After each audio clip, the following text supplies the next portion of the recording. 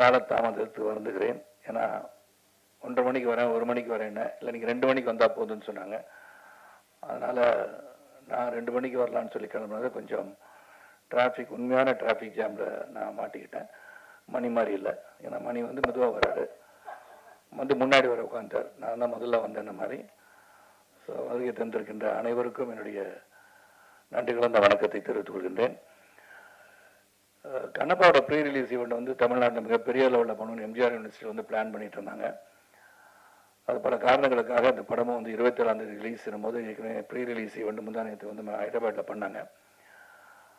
அப்போ நான் வந்து சென்னையில் வந்து நம்ம பண்ணுற ஈவெண்ட் பண்ணாமல் இருந்தால் அது எப்படி இருக்கும்னு சொல்லி யோசனை பண்ணி நம்ம ஒரு ப்ரெஸ் மீட் நான் அவங்களெல்லாம் சந்திச்சலான்னு ஐடியா பண்ணேன். அப்புறம் விஷ்ணுகிட்ட சொன்னேன், என்ன அங்கிள் நம்மளே பண்ணிடலாம், நீங்கள் அங்கே கொஞ்சம் ரெப்ரசென்ட் பண்ணியிருக்கேன்னு சொல்லி இங்கே யாரெல்லாம் வந்து எடிட்டர் இருந்தாங்க, சம்பத்ராமன் இருந்தாங்க, அப்கோர்ஸ் டிஸ்ட்ரிபியூட்டர் யாருமே சகோதரர் சக்திவேல் சார் இருந்தாங்க. அவங்களாம் வச்சு நாங்கள் பண்ணிடுறோம், என்னதான் இருந்தாலும் கிளிட்ஸ் அண்ட் கிளாமர் கொஞ்சம் இருந்தால் நல்லாயிருக்கும்னு சொல்லி விருப்பப்பட்டு நீங்கள் பார்த்துட்டு இருந்து நான் பார்த்தேன். ஏன்னா சில பேர் கேட்டாங்க, என்ன போன தடவை மதுபாலா வந்தாங்க வரலையான்னு கேட்டாங்க. ஸோ இந்த மாதிரி கேள்வி வந்து கேட்டவங்களாம் இருக்காங்க, 3வது ரோல் உட்காந்துருக்காங்க. அதனால் அதுக்கெல்லாம் நான் ஒரு ரெப்ரஸன்டேஷனாக வந்திருக்கேன். அதனால் அவங்களாம் அடுத்த முறை அவங்க வந்து ரிலீஸ் ஆன பிறகு படம் வந்து ப்ரிவியூ ஷோ போடும்போதாச்சும் வர வைக்கிறதுக்கு ட்ரை பண்ணுற மணி அதை உங்கள்கிட்ட சொல்லிடுறேன். ஸோ இந்த படத்தை பற்றி சொல்லணும்னா ஒன்லைன் ஸ்டோரி தான். அது கண்ணப்பான்னு சொன்னால் ஒரே லைன் தான் ஸ்டோரி. காளஹஸ்தீஸ்வரர்னா சிவபக்தர்களே ஒரு சிறந்த பக்தராக 63 நாயனார்கள் ஒருவராகனா கண்ணப்ப நாயனார். ஏற்கனவே கன்னடத்தில் வந்து ராஜ்குமார் சாரும் அப்புறம் வந்து இந்த ரெபல் ஸ்டார் கிருஷ்ணன் ராஜு சார்லாம் அந்த படம்லாம் கண்ணப்பா தெளிய கதைகள்லாம் பண்ணிட்டாங்க. இந்த கதையை வந்து விஷ்ணுவின் கோணம் தான் சொல்லணும். ஏன்னா ஒரு பிலீவர் நான் பிலீவர்கள் ஒரு போராட்டம் தான் ஃபர்ஸ்ட் ஹாஃப். அதுக்கப்புறம் எப்படி அவர் வந்து ஒரு இவ்வளோ பெரிய சிவபக்தராக மாறினார், மாறியதுக்கு காரணம் என்ன தான் அந்த படத்தோட கரு. இது வந்து முதல்ல ஒன்று நான் சொன்ன மோகன் பாபு சாருக்கும் விஷ்ணுக்கும் நான் வந்து என்னுடைய வாழ்த்துக்களை தொடர்ந்து சொல்லிக் கொண்டே இருக்க வேண்டிய அவசியம். ஏன்னா ஹெவன் ஆன் எர்த் அப்படின்னு சொன்னால் எங்கே இருக்குன்னு பார்த்தோன்னா, எங்கே வந்து இந்த சொர்க்கம் பூமி எங்கே இருக்குது அப்படின்னு தேடணும்னா இந்த நியூசிலாண்டை போய் செலக்ட் பண்ணாங்க. அப்பழுக்கற்ற ஒரு பூமியாக தெரிந்தது. நீ பார்த்தீங்கன்னா அந்த படத்தில் இருக்கிறதெல்லாம் நேச்சுரல் கலர்ஸ்ன்னு சொல்லலாம், தைரியமாக சொல்லலாம். இதெல்லாம் டிஏல கரெக்ஷன் பண்ணாங்க, கலர் கரெக்ஷன் பண்ணாங்க. அது ரொம்ப மினிமலாக இருக்கும்னு நினைக்கிறேன். ஏன்னா அங்கே வந்து அந்த நியூசிலாண்டு ரோட்டருவான்ற இடத்துக்கு போகும்போது ஒரு 10 நாள் ஷூட்டிங் போகலாம், 15 நாள் ஷூட்டிங் போகலாம், 20 நாள் ஷூட்டிங் போகலாம். 120 நாளுக்கு மேலே ஒரு வெளிநாட்டில் போய் படம் எடுக்கிறது சாதாரண விஷயம் கிடையாது. நான் பொருட்செலவை பற்றி நான் சொல்லவில்லை, அந்த எஃபர்ட்டை சொல்கிறேன். ஏன்னா ஒரு செரீன் பியூர் பியூட்டிஃபுல் பிளேஸ் இப்படிதான் வந்து அந்த காலத்தில் இப்படிதான் இருந்திருக்கும் இந்த உலகம் அப்படின்னு நினைச்சு அதை செலக்ட் பண்ணியிருக்காங்க. அதுக்கு முதல்ல அதே ஒரு பெரிய கண்ணுக்கு குளிர்ச்சியான ஒரு உணர்வை ஏற்படுத்துகின்ற படமாக தான் நான் அதை பார்க்குறேன். நல்ல குளிர் தான். அந்த குளிரில் டிசிப்ளினோட அந்த வேலையை முடிக்கணும்னு சொல்லி ஒரு 7000 ஏக்கர்ஸில் ஒரு இடத்த வந்து பார்த்து அங்கே சில செட்டுகள் போட வேண்டியதா, வார் சீன் எல்லாத்தையும் பண்ணுகின்ற அளவிற்கு சிறப்பாக வந்து பண்ணாங்க. ஸோ ஹேட்ஸ் ஆஃப் டு மோகன் Babu sir and Vishnu Manju for the effort அந்த பிஹைண்ட். அவங்க பின்னாடி இந்த கேமராவுக்கு பின்னாடி இந்த எல்லாருக்கும் என்னுடைய நன்றியை சொல்லணும். இல்லை ஆத்திரி சொன்னது மாதிரி, இப்போ சக்திவேல் சொன்ன மாதிரி சரி, சம்பத்ரான் சொன்ன மாதிரி, இதில் வந்து இந்த போராட்டம் வந்து ஸ்டார்டிங் வித் சின்ன வயசுலேருந்து பார்த்தீங்கன்னா அந்த சிறுவன் கல்லை தூக்கி எறிய இது கல்லுன்னு சொல்லி பராசக்தி போல வசனங்கள் பேசுகின்ற ஒரு காட்சி அமைப்பெல்லாம் அமைஞ்சிருக்கும். ஏன்னா ஒரு இது வந்து சக்தி எப்படி வருது, இந்த கல்லு தானே இது, இதுக்கெல்லாம் பலிலாம் கொடுக்குறோமே அப்படின்னு ஒரு பெரிய மனப்போராட்டத்தில் இருப்பவர் தான் தின்னா. நம்ம கண்ணப்பாக மாறுகிறார். நான் வந்து தின்னாவோட ஃபாதர் நாத்துநாடுவா நடிச்சிருக்கேன். ஏன்னா எனக்கு வந்து பல முறை வந்து மோகன் பாபு சார் 13-14 வருஷமா இந்த படம் பண்ணு சார், அந்த படம் பண்ணுன்னு சொல்லும் போதெல்லாம் எனக்கு பண்ண முடியாமல் போச்சு. ஆனால் இந்த கதை வந்த உடனேயே அந்த முகேஷ் குமார் சிங் வந்து மிகப்பெரிய அளவில் மகாபாரத்தை டைரக்ட் பண்ணி பெரிய அளவில் வெற்றி கொடுத்துருந்தாரு.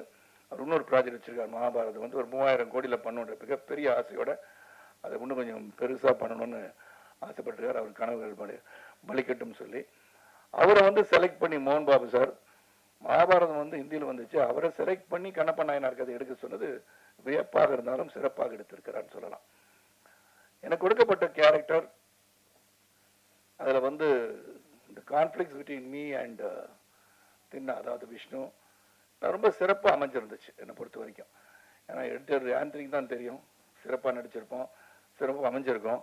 எதை வெட்டினாரு, எதை தூக்குனாரு, எதை சேர்த்தாரு எனக்கு தெரியாது. ஆனால் நல்லபடியாக இருக்கேன்னு சொல்லிட்டாரு. அதே எனக்கு உத்தரவாதம் இருக்கேன்னா அதை சொல்ல முடியும். ஏன்னா இந்த மூவி இஸ் பிக், நம்ம எல்லாம் ஒன்றா சேர்ந்து அதில் இருக்கும்போது எந்த அளவிற்கு காட்சி தேவைப்படுகிறதோ அந்த அளவுக்கு இருந்தாலே போதும். அதுவும் இது ஒரு பேன் இண்டியா ஃபிலிம் சொல்றது வந்து பார்த்தீங்கன்னா அக்ஷய்குமார் வந்து, சிவன், காஜல், அப்புறம் பாருங்க மோகன் பாபு சார், மோகன்லால், பிரபாஸ், இதெல்லாம் வந்துருச்சு. இவங்கெல்லாம் வந்து இன்டர்வல் எல்லாம் வந்த பிறகு இந்த படம் வந்து கடைசி 1 hour வந்து ரொம்ப ஸ்ட்ராங்காக இருக்குன்னு சொல்லி ஆந்தனி செல்வம் உண்மையிலே சந்தோஷமாச்சு. இங்கே மட்டும் இல்லை, ப்ரீ ரிலீஸ் இவெண்ட்லேயும் அவர் சொல்லிட்டு இருந்தார் அதை பற்றி. ஏன்னா அவர் தான் முழுமையாக பார்த்து எடிட் பண்ணி இந்த வார் சீனாக இருந்தாலும் சரி, காட்சிகளாக இருந்தாலும் சரி, லவ் சீனாக இருந்தாலும் சரி, எல்லாமே அவர் வந்து பார்த்துருக்காரு. இதில் வந்து ஷெல்டன் சொல்லி யூஎஸ்லேருந்து கேமராமேன் ஷெல்டன், அவருக்கு உதவியாளர் பிரபுதேவா, பிருந்தா மாஸ்டர் கொரியோகிராஃபி பார்த்து, அப்புறம் வந்து கெச்சான்னு சொல்லிட்டு ஹாங்காங்லேருந்து ஸ்டன் கொரியோகிராஃபர், அப்படின்னு பார்த்தீங்கன்னா பல தரப்பட்ட யுக்திகள் நிறைந்த அனுபவம் மிக்கவர்களை வைத்து இந்த படத்தை எடுத்திருக்காங்க. இங்கேயும் அந்த விதத்தில் எந்த ஒரு குறை வைக்கல. அப்புறம் பார்த்தீங்கன்னா எல்லாருமே நல்லா நடிச்சிருக்காங்கன்னு சொல்லணும். ஏன்னா they have given their best. அந்த உழைப்பு வந்து மிக அதிகமாக கொடுக்கப்பட்டிருக்கின்ற படம். அந்த உழைப்புக்கு வெற்றி வரும்னு சொல்கிறோம். இந்த படம் இப்படி ஓடும், அப்படி ஓடும், இவ்வளோ வசூல் செய்யணும்னு சொல்ல தயாராக இல்லை. ஆனால் இந்த படம் ஒரு சிறந்த படமாக மக்கள் தெரிந்து கொண்டு புரிந்து கொள்ள வேண்டிய ஒரு படமாக இருக்கும்னு நான் நினைக்கிறேன். காரணம் இப்போ வந்து சரித்திரத்தையும் சரி, இதிகாசங்களையும் சரி, நாம் இப்போ இருக்கிற ஜென்ரேஷனுக்கு சில கதைகளை நாம் சொல்ல மறந்து விடுகிறோம்னு நினைக்கிறேன். ஏன்னா அவங்களுக்கு இன்ட்ரெஸ்ட் இல்லாததை வந்து இன்ட்ரெஸ்ட் கொண்டு வரணும்னா, இப்போ பொன்னியின் செல்வன்ற கதையை வந்து எல்லாரும் வந்து போய் பார்க்கணும்னு நினைக்கிறதுக்கு அதை வந்து சொல்லிக்கிட்டே இருந்தாங்க. பொன்னியின் செல்வன் கதையை பற்றி எல்டர்ஸ்க்கு தெரிஞ்ச மாதிரி யங்ஸ்டர்ஸ் தெரியாது. அந்த யங்ஸ்டர்ஸை கொண்டு போய் ரீச் பண்ணணும்னு நினைச்சதான் மணிரத்னம் அந்த படம் எடுத்திருப்பேன். அதே மாதிரி கண்ணப்ப நாயனார் கதை, காளஹஸ்தி ஈஸ்வரருக்கு எல்லாரும் ஒரே லைனில் கதை சொல்லிடலாம். வலது கண்ணில் வந்து ரத்தம் வந்தது, உடனே கண்ணை பிடிங்க வச்சாரு, அப்புறம் இடது கண்ணிலையும் வந்துச்சு, திருப்பி அது இன்னொரு காலை வந்து கட்டவரலாங்க வச்சு இடம் தெரியாமல் போயிடக்கூடாதுன்னு வச்சு பண்ணாரு அப்படின்னு அது ஒன்லைன் ஸ்டோரி. பட் விஷ்ணு ஒரு கோணத்தில் before becoming Kannappa, what was Kannappa அப்படின்னா என்னவாக இருந்தார், ஒரு வேடனாக இருந்தவர் எப்படி வந்து மாறி சிவபக்தரான கதை. அது ஒரு சின்ன லைனாக இருந்தால் கூட ஒரு ஒரு ஸ்டோரி, ஒரு இமேஜினரி ஸ்டோரி, பேக் ஸ்டோரின்னு சொல்லலாம். அது வந்து விஷ்ணுவோட கோணத்தில் ரொம்ப நாளாக விஷ்ணு வந்து ஆர்டினரியாக வந்து இது பண்ணல. Is Khan to research. பெரிய புராணத்தில் சொல்லப்பட்டது, எங்கெல்லாம் வந்து கண்ணப்பரை பற்றி கண்ணப்பா பற்றி பேசியிருக்காங்க அப்படின்னு சொல்லி எடுத்து ஒரு மிகப்பெரிய எஃபர்ட்டோடு எடுத்திருக்காரு. அந்த எஃபர்ட்டுக்கு நிச்சயமாக வெற்றி வரணும்னு நினைக்கிறவனா, அந்த உழைப்புக்கு வெற்றி வருவதற்கு உங்களுடைய அன்பு ஆதரவு இந்த திரைப்படத்துக்கு வேணும். அது மட்டும் இல்லாமல் மேடையில் இருக்கிற சரத்குமார் சாருக்கு என்னுடைய வணக்கத்தையும் மரியாதையும் தெரிவிச்சுக்கிறேன். ஏன்னா அவரோட அரசுலேருந்து இந்த பயணம் ஆரம்பித்து இது 8வது படம் அவரோட நடிக்கிறேன். பல வெற்றி படங்களில் அவரோட நான் சின்ன சின்ன கேட்டில் நடிச்சிருக்கேன். இந்த படத்துலையும் ஒரு முக்கியமான கதாபாத்திரத்தில் நடிச்சிருக்கேன். ரொம்ப ரொம்ப நன்றி சார். ஆரம்ப காலகட்டத்திலேருந்து எனக்கு வந்து சப்போர்ட் பண்ணிட்டு இருக்கீங்க. அரசு படம் முடிஞ்சவுடனே அவர் வந்து எனக்கு KS ரவிக்குமார் சார்கிட்ட அவர் ஷூட்டிங் ஸ்பாட்டில் இருக்கும்போது என்னை இன்ட்ரடியூஸ் பண்ணி இவருக்கு ஏதாவது நல்லா கேட்டு கொடுங்கன்னுலாம் சொல்லி என்னை ரெக்கமெண்ட் பண்ணியிருக்காரு.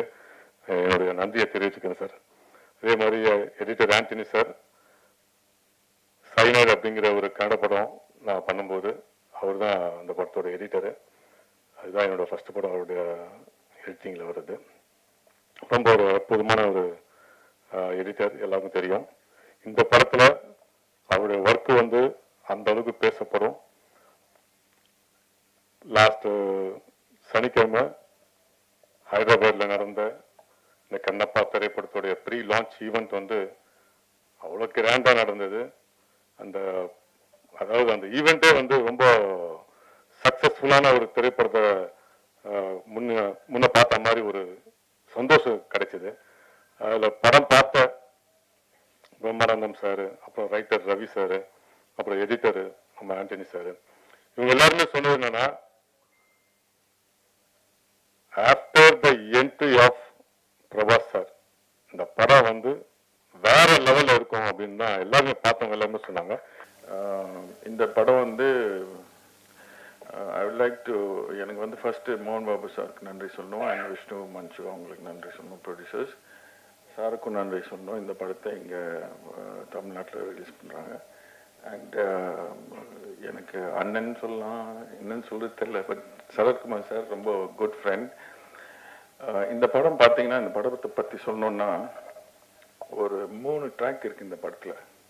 ஒன்று வந்து இவன் வந்து கடவுளே இல்லைன்ற மாதிரி இருக்கிறவன் எப்படி வந்து ஒரு கடவுள் பக்தனா மாறுறான்றது அது ஒரு ட்ராக்கு. இன்னொன்று வந்து ஒரு சின்ன லவ் ட்ராக் ஒன்று ஓடுது. அதே சமயத்தில் ஒரு ஒரு வார் ட்ராக்குன்னு சொல்லி யாரோ வந்து இந்த வில்லேஜை அட்டாக் பண்ண போகிறாங்க அப்படின்ற ஒரு 3 விஷயம் ஓடுது. ஸோ அதனால் படம் வந்து மேபி சில பேர் லெங்க்தாக இருக்கலாம்னு தோணலாம், பட் ஸ்டில் அதை ஃபீலே ஆகாது. ஏன்னா அந்த அளவுக்கு கிரிப்பிங்காக 3 விஷயம் போயிட்டுருக்கு. இதில் முக்கியமான ரோல் சரத் சார் பண்ணியிருக்காரு. அது வந்து விஷ்ணு அவங்க ஹீரோவோட அப்பா பண்ணியிருக்காரு. சூப்பராக நடிச்சிருக்காரு சார். பார்த்தா இன்னும் ஒரு 25 இயர்ஸ் அந்த மாதிரி தான் இருக்கார் சார். அங்கே பார்க்கும்போது 2 பேர் அப்படியே தூக்குவார், அப்படியே ஒரே ஒரு இதில் அப்படியே தூக்குவார். அப்படியே நிச்சயமாக ரியல் ஷாட், எந்த இது ரோப் கீப் எதுவுமே கிடையாது, ரியல் ஷாட் அப்படியே தூக்குறாரு. ஸோ பார்த்தோன்னே ஃபோனை வச்சு சார் சூப்பர் ஃபேன்டாஸ்டிக் அப்படின்ட்டு அவ்வளோ யூத்ஃபுல்லாக பண்ணியிருக்காரு. அண்ட் இந்த ஆஸ் ஐ டோல்டு ஏற்கனவே சொல்லியிருக்கேன் இதுக்கு முன்னாடி, இந்த படம் வந்து பிகினிங்லேருந்து ரொம்ப நல்லா இருக்கு. படம் ரொம்ப ரொம்ப நல்லா இருக்கு. எல்லாரும் பயங்கரமாக பர்ஃபார்ம் பண்ணியிருக்காங்க. கதை நல்லா ஓடுது. பட் இந்த கடைசி 1 hour, அந்த கடைசி 1 hour தான் முக்கியமான கதை, எப்படி அவன் மாறுறான்றது. அந்த கடைசி 1 hour பிரில்லியண்ட்டாக வந்திருக்கு. ஒரு கிறிஸ்டினா இருக்கிற நானே சொல்கிறேன், அவ்வளோ பிரில்லியண்ட்டாக வந்திருக்கு. அண்டு ஃபைனலாக ஒரு டியர்ஸ் வரும், அந்த ஃபீல் வரும் உங்களுக்கு. அண்டு கண்டிப்பாக இந்த படத்தை பற்றி நல்லா நீங்கள் ஹெல்ப் பண்ணி பேசுனீங்கன்னா நல்லாயிருக்கும். எல்லா படத்துலேயும் ஒரு மைனஸ் இருக்குது, ப்ளஸ் இருக்குது. நீங்கள் ப்ளஸ்ஸை மட்டும் போட்டிங்கன்னா நல்லா. தேங்க்யூ. கண்ணப்பா படம் தமிழ்நாடு ரிலீஸ் பண்ணுறீங்களா சார்? என்ன சார் கேட்குறீங்க? ஒரு பேன் இண்டியா ஃபில்மு சார், அது ஆப்பர்ச்சுனிட்டி சார். இது நீங்கள் சொல்கிறது வந்து ஆப்ஷன் கிடையாது, ஆப்பர்ச்சுனிட்டி அப்படிங்கிற லெவலில் நான் பார்த்து சொன்னேன். இல்லை ஆக்சுவலாக வந்து தமிழ்நாடு ரிலீஸ் பற்றி நான் பேசிக்கிட்டு இருக்கும் பொழுது நான் உங்கள் பேரை சொல்லலாம் அப்படின்னு யோசித்தேன். நான் உங்கள்கிட்ட சொல்லாமல் சொல்லக்கூடாதுன்னு சொல்லிட்டு ஜஸ்ட் கால் பண்ணேன். கண்ணப்பா படம் தமிழ்நாடு நல்லபடியாக ரிலீஸ் பண்ணி கொடுத்துருங்க. ஏற்கனவே வந்து சார் வந்து என்னோட ஒர்க்கை வந்து போர் தொழில், பரம்பொருள் இதில் எல்லாமே பார்த்துருக்காங்க. அந்த நம்பிக்கைன்னு நினைக்கிறேன். Thank you Sarathkumar sir. இதை சொல்லி முடிச்சுட்டு திருப்பி இமீடியட்டாக கால் பண்ணாங்க. நான் அங்கே சொல்லிட்டேன், தமிழ்நாடு நீங்கள் பண்ணுற மாதிரி இருக்கும், மற்ற விஷயங்கள் நீங்கள் நேரடியாக பேசிக்கோங்க அப்படின்னு. யூஸ்வலாக வந்து ஒரு நெகோசியேஷன் இருக்கும், எல்லாருக்கும் தெரிஞ்சது தானே. இது என்ன மாதிரி பண்ண போகிறோங்கிறத பற்றின ஒரு நெகோசியேஷன் இருக்கும். நான் அதை எதிர்பார்த்து சரி யார்கிட்ட கால் வரப்போகுது அப்படின்ட்டு இருந்தேன். அப்போ ஒரு கால் வந்துச்சு. கால் வந்தப்ப சரி லீகல் டீம்லேருந்து பேசுவாங்க அல்லது நெகோசியேஷனுக்காக உள்ள பர்சன்ஸ் பேசுவாங்க, பிஸ்னஸ் பீப்புள் பேசுவாங்க அப்படின்ட்டு எடுத்தா விஷ்ணு மஞ்சு சார் பேசினாரு. எனக்கு ஷாக்கிங்காக இருந்துச்சு. ஒரு மிகப்பெரிய பேன் இண்டியா ஃபில்மோட ஹீரோ நேரடியாக ஃபோன் அடிச்சுட்டு தமிழ்நாடு நீங்கள் ரிலீஸ் பண்ணுறீங்க அப்படின்னு சொல்லிட்டு 2 வார்த்தை மட்டும்தான் சொன்னார். எங்கள் குழந்தைய உங்ககிட்ட ஒப்படைக்கிற மாதிரி ஒப்படைக்கிறோம், நல்லபடியாக ரிலீஸ் பண்ணுங்க அப்படின்னாங்க. எனக்கு எதுவுமே சொல்ல தோணலை. ஒரு சின்ன நெகோசியேஷன் இல்லை. அந்த படத்தை பற்றி இவ்வளோ பட்ஜெட்டில் பண்ணியிருக்கோம், இதை பண்ணியிருக்கோம், அதை பண்ணியிருக்கோம், எந்த பில்டப்பும் கிடையாது. அல்லது அட்லீஸ்ட் நான் வந்து இப்படியெல்லாம் சிரமப்பட்டு பண்ணோம், அதெல்லாம் எதுவுமே கிடையாது. ஒரே வார்த்தையில் அதை முடிச்சாரு, எங்கள் குழந்தைய உங்கள்கிட்ட ஒப்படைக்கிறோம், நல்லபடியாக ரிலீஸ் பண்ணுங்க அப்படின்னு. எனக்கு ஒரு மாதிரி சிலிர்ப்பாக இருந்துச்சு. இவ்வளோ பெரிய படம் பண்ண ஒரு ஹீரோ ஜென்ரலாக ஒரு படத்தை பற்றி அந்த படத்தோட ஹீரோ நேரடியாக ஃபோன் பண்ணி பேசுறதுங்கிறது வந்து ரொம்ப ரொம்ப கம்மியாக இருக்கும். அந்த சினிமா மேலே உள்ள பேஷன் அல்லது லவ் அவரை வந்து அது மாதிரி சொல்ல வச்சிருக்கு அப்படின்னு. அது முடிச்சுட்டு ட்ரெய்லர் பார்க்குறேன். அதுக்கு பிறகு அந்த ட்ரெய்லர் வருது, ட்ரெய்லர் பார்க்குறேன். ட்ரெய்லர் பார்த்தா அந்த சிவலிங்கத்தை அவர் போய் கட்டி பிடிக்கிற ஒரு சீன் பார்த்தா அவர் பேசுனதும் அதுவும் வந்து ஒன்னா ரிலேட் ஆச்சு. அந்த சிவனை கிட்டத்தட்ட ஒரு குழந்தை மாதிரி போய் நான் பாத்துக்கிறேங்கிற லெவல்ல பயங்கரமா இருந்துச்சு.